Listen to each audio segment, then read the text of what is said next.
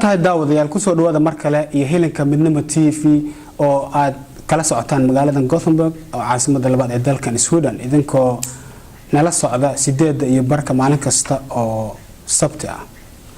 dabcan waxaa noo suurta gashay inaanu la kulanno Piotr Kishkel oo ah nin ka tirsan ururka Idrotis oo Förenings för Falkenberg och ka shaqeeya magaaladan Göteborg. Piotr, välkommen till Midnimo kanalen. Tack så mycket. Så först som idrott och Förenings för Falkenberg. För dina viktigaste uppgifter.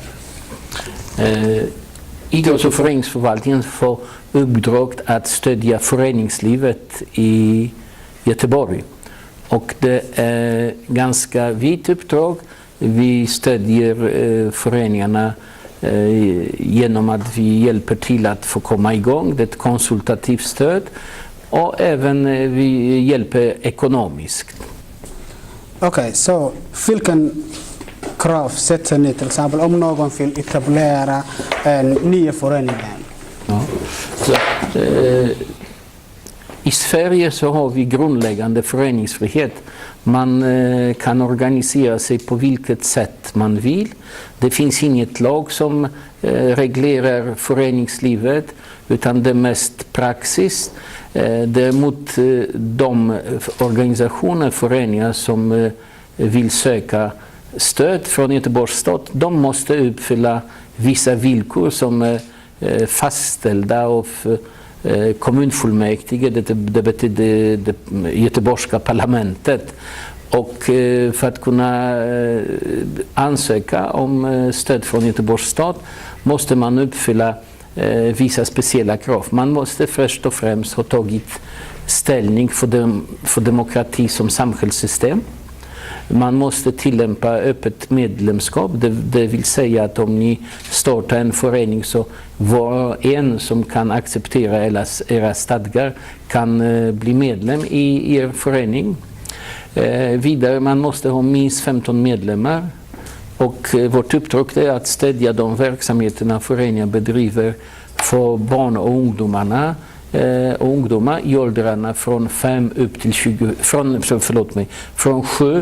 till 25 års ålder samt för pensionärer, det vill säga de som har fyllt 65 år. Till exempel om det finns vissa särskilda nummer som till exempel 500-400 kan söka, om det är mer än den, det är stängt. Alltså, som jag har sagt, för att en förening ska kunna söka bidrag hos oss, då måste man ha minst 15 medlemmar i den ålder mellan 7 upp till 25 eller de som är pensionärer plus 65. Och när man har uppfyllt de här kraven, alltså när man har minst 15 medlemmar, när man har stadgar som föreningen har godkänt, ett protokoll från konstituerande möte och att man uppbär ett medlemsavgift på minst 100 kronor per medlem och år, då kan man söka kommunala bidrag. Eller annat stöd, för att det stödet som vi erbjuder, det är inte bara kontanta medel utan föreningar som är godkända hos oss som bidragsberättigade, de kan även låna stadens gymnastiksalar, samlingslokaler, fotbollsplaner till en subventionerad låg taxa, en speciell taxa för föreningslivet. Så att det stödet som vi erbjuder, det på olika plan. Dels kan man få kontantstöd i form av bidrag, sen kan man låna stadens lokaler, gymnastiksalar, samlingslokaler, andra anläggningar, simhallar, fotbollsplaner. Och den tredje är det här konsultativa stödet. När man kommer till oss och ställer frågor om hur man ska bete sig för att få kanske en slags bidrag, eller hur ska man gå tillväga för att utöka sin verksamhet, utveckla sin verksamhet. Okay. Alla kan bygga upp nya föreningen, men det går inte ibland. De går inte fram. Så vad den som kan göra en föreningen, framgångsrik föreningen, har du några rekommendationer på det hållet? En framgångsrik organisation, det är en väldigt bra fråga. Hur ska man göra? Man måste ha ett mål, sätta upp ett mål, och sen måste man ha medlemmar.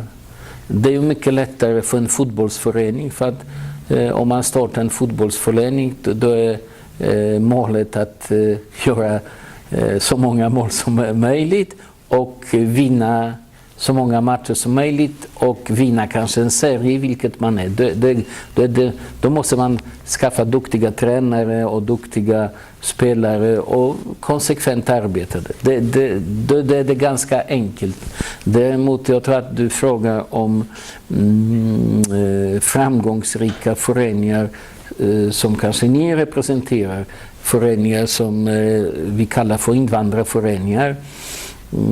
Och det finns en viktig faktor, det är tid. Man måste ge sig tid att vara framgångsrik. Man kan inte uppnå allt på 1 eller 2 år.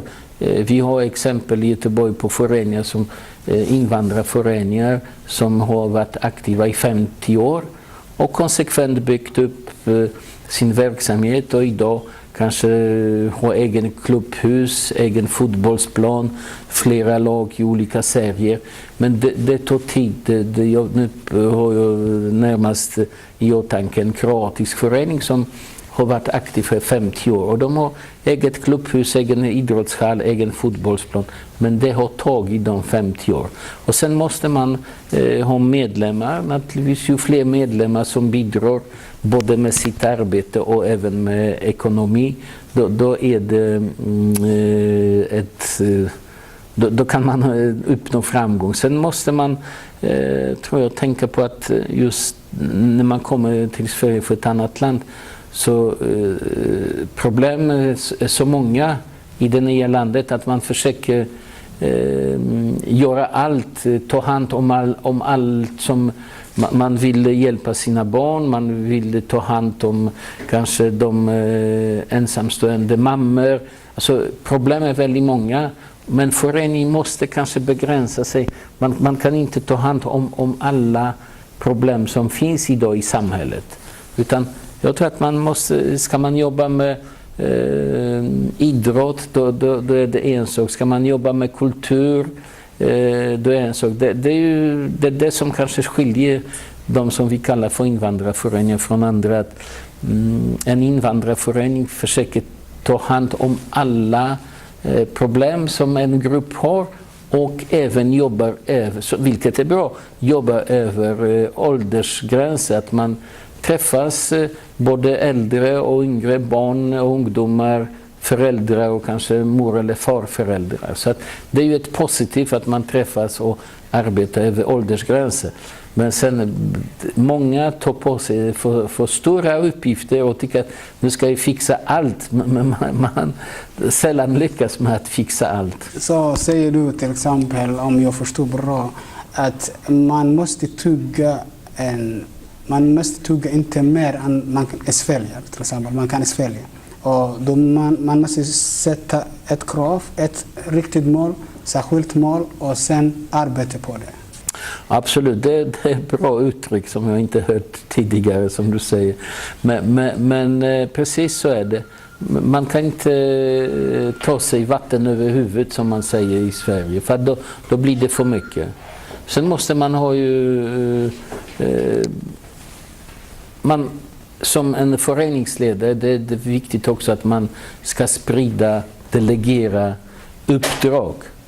En styrelse måste ju engagera, en styrelse har makt, men den här makten är från medlemmarna, och den här makten måste ju delas ut, och man ska försöka engagera i en förening så många medlemmar som möjligt, för att de ska också känna sig viktiga, det finns ett uppdrag för dem.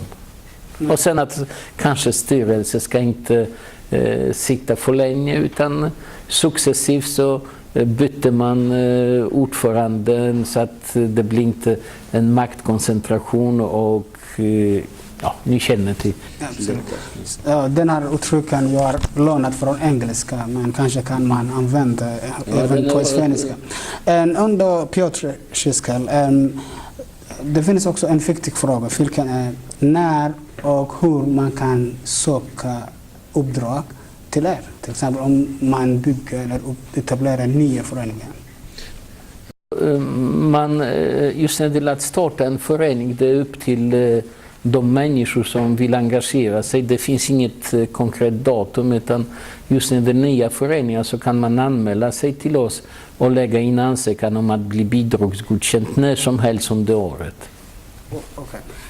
Vad är det mest projekter eller aktiviteter ni finansierar?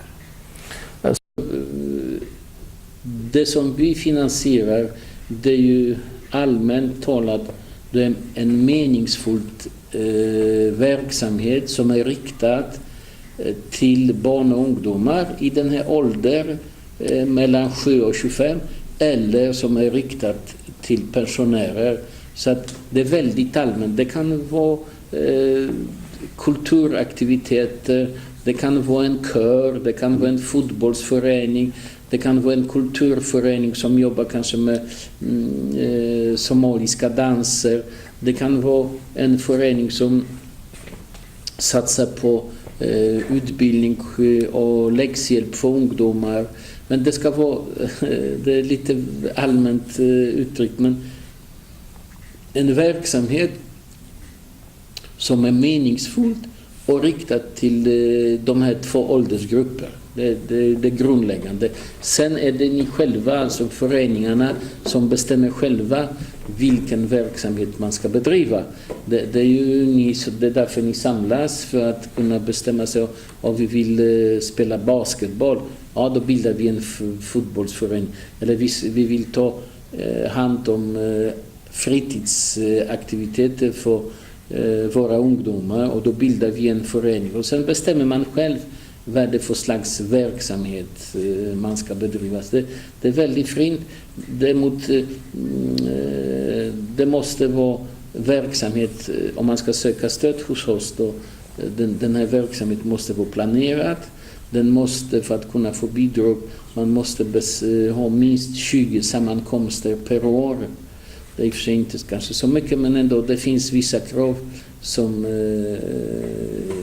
vi ställer på föreningar som ska få kommunala bidrag. Okej, sista men inte minst, jag vill fråga dig en allmän fråga till exempel. Du har en erfaren person som har jobbat här eller den här idrotts- och föreningsförvaltningen för många år, jag tror. Så vad skulle du rekommendera till de invandrare föreningarna i stort sett och på somaliska på ett speciellt sätt? Ja, det som man kan rekommendera, det är att ta chans som Sverige ger och organisera sig. Om man bildar en förening så är det en plattform på vilken en grupp man kan stå när man kommer och träffar myndigheter eller politiker. Då säger man, jag representerar inte mig själv, utan jag representerar en förening och vi är kanske 200 medlemmar. Så det är jätteviktigt. Vi har den fantastiska föreningsfriheten i Sverige. Det är inte styrt av några lagar. Det finns regler för man söker exempelvis bidrag hos Göteborgs stad. Men annars så är vi fria att organisera oss precis så som hur vi vill. Så det är ju en sak som man ska utnyttja. Sen, jag tror att man ska göra det som man är bra på. Har man en kulturarbetare så kanske man ska engagera sig för att driva en kulturförening. Är man bra som tränare i någon disciplin, då kanske man ska försöka starta en förening kring den idrott som kan vara aktuell. Och sen ska man inte försöka lösa alla problem. Och sen måste man komma ihåg att det tar tid. Och sen vi har ju uppdrag att stödja föreningslivet. Då är det bra man kontaktar oss, att man skaffar sig information. Och sen Göteborg är uppdelat på 10 stadsdelar. Och i varje stadsdel har ett ansvar för föreningslivet i sitt område. Och det finns ju också mina kollegor som jobbar inte centralt men lokalt. Och då ska man också ta, om exempelvis man bedriver verksamhet i en konkret stadsdel, lite begränsat, då är det viktigt att man tar kontakt med de som jobbar lokalt med föreningslivet. Och också kanske som förut, vi kan säga tugga inte mer än du kan svälja. Okej? Ja, och säger vi om att sånt här på somaliska som tuder. Tack så mycket. Tack så mycket.